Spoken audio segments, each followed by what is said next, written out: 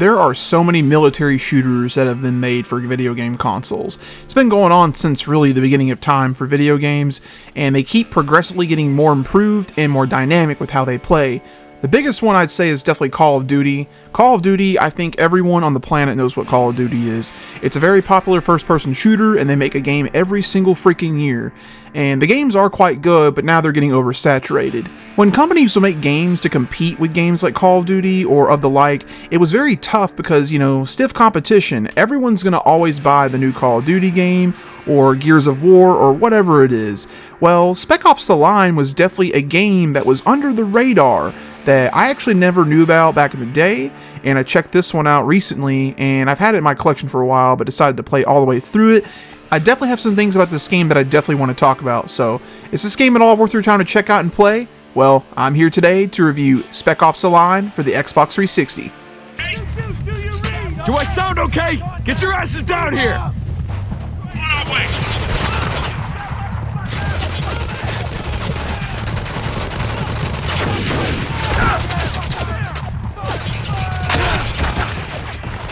Spec Ops the Line is a cover-and-fire third-person shooter released in 2012. It was developed by Jaeger and published by 2K. Jaeger has mostly made games that are really just on PC for the most part. Their first game they ever made was in fact called Jaeger. And no, not this Jaeger, but this was on Xbox. And of course this game Spec Ops, and as well as the Cycle Frontier, which is an online game on Windows. You play as this guy named Captain Walker, and it's you and two other guys, Lugo and Adams, and y'all are a Delta Force unit. What y'all are doing is y'all go to Dubai, and what's going on is there's like a bunch of sandstorms that have like destroyed the city. It's like all in ruins. Your objective is to save survivors, as well as this guy named Colonel Conrad, and when you go in there, there's a ton of bad guys there that are trying to protect the place, so you have to infiltrate it, save some people, and yeah, it's just some good military madness here. I'm not going to bore you with the control scheme with this game, because it's very similar to stuff like Gears of War. As a matter of fact, this game really plays just like it in that regard.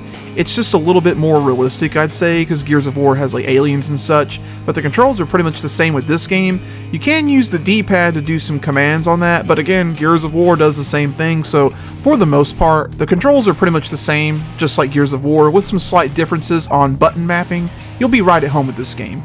The gameplay is definitely pretty straightforward. It's a very linear game to its core. You get to the end of the mission and you move on to the next. Now, you don't just run and gun your way through it though, like you would in something like Call of Duty or another third-person shooter or something. You really gotta manage how you play this game. You gotta cover all the time, because you don't take many hits to die in this game, especially if you're playing on normal or hard. You'll definitely die quickly that way. So it's very, very, very prominent to go behind anything you see, and then that way you can just lock on and shoot enemies along your way. You get multiple guns in this game too. You get your obvious stuff like a pistol or, machine gun, shotgun, sniper rifle. They got variants of each one that you find in this game. I used all the guns in this game because they all work in their own advantages and disadvantages throughout the game.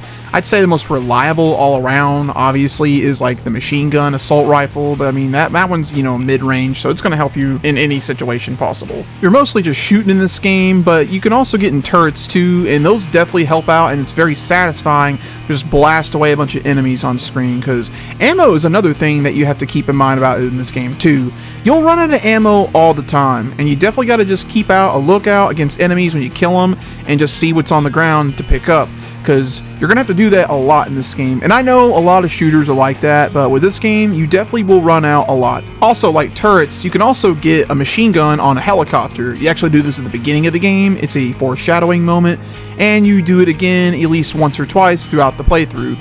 There's also a section 2 where you can get a mortar and shoot a lot of enemies down, and it just demolishes them too, so wanted to point that out as well. There are some other pickups other than the ammo in this game, and it's kind of like your secret unlockables, and it's intel.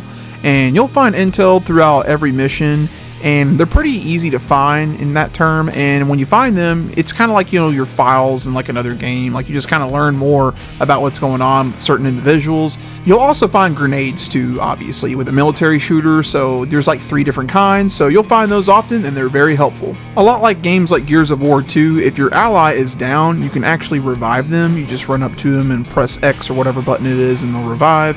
But if you die, you're done. So you have to start back from the last checkpoint that you had, and the checkpoints are pretty equal in terms of how this game plays. It starts off easy and more often, and as towards the end of the game, they become a lot longer to get to checkpoints, obviously. Difficulty in this game is kind of weird. Like, it starts off really easy and you get the hang of it pretty quickly, but about mid-game, it starts getting pretty tough, I thought. Like, they get really smart, and like there's just a lot more to kill, and you just got to take advantage of being uncovered and such and then shoot. And especially the end of the game, not to spoil anything about the story or nothing, but it's only you and one other guy, and it's just chaos. You got to watch out what you're doing, and there's guys on turrets. When there's guys behind turrets, it's really hard to kill them.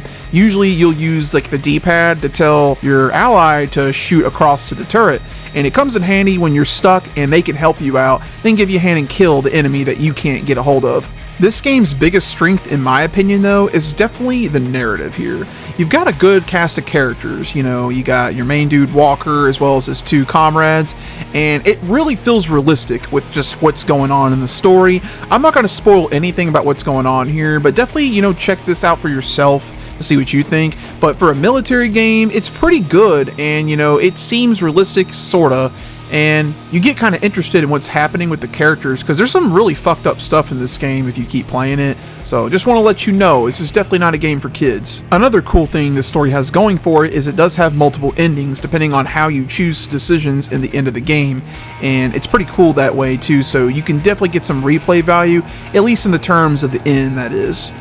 Spec Ops the Line is definitely a solid playthrough. It's a really good third-person shooter, military kind of game, and I know a lot of military games get lost in like bargain bins and such, especially the PS2 Xbox era, but if you see Spec Ops the Line, this is a must-own. It's a very good game, has a good narrative, good gameplay. It's not the best game in the world, it didn't really reinvent anything here, but it's just a good game, it's solid. I do wish there was a roll mechanic in this game. They didn't include that. I don't know what the hell they were thinking, but yeah, you can't do that, you know, that's why I never mentioned it. The problem with this game though, to play it, well, you could download this game on stores like the Xbox Marketplace and such. Well, it's been delisted apparently over the last year or so, so the only way to play this now is on PS3 and Xbox 360. I've actually talked about this game before on an old Series X video I did like a year ago, and this game is backwards compatible on the Series X, and all the footage you've seen is played that way. The game is about $30 give or take for both systems, and that's for the standard and the premium edition. Now, the multiplayer, they did have this online back in the day. It's been shut down for a very long time now, so I couldn't experience that. But if you're looking for a good single player game that's got some shooting involved, definitely check this one out. As always, thank you guys so much for watching this video. Y'all take it easy.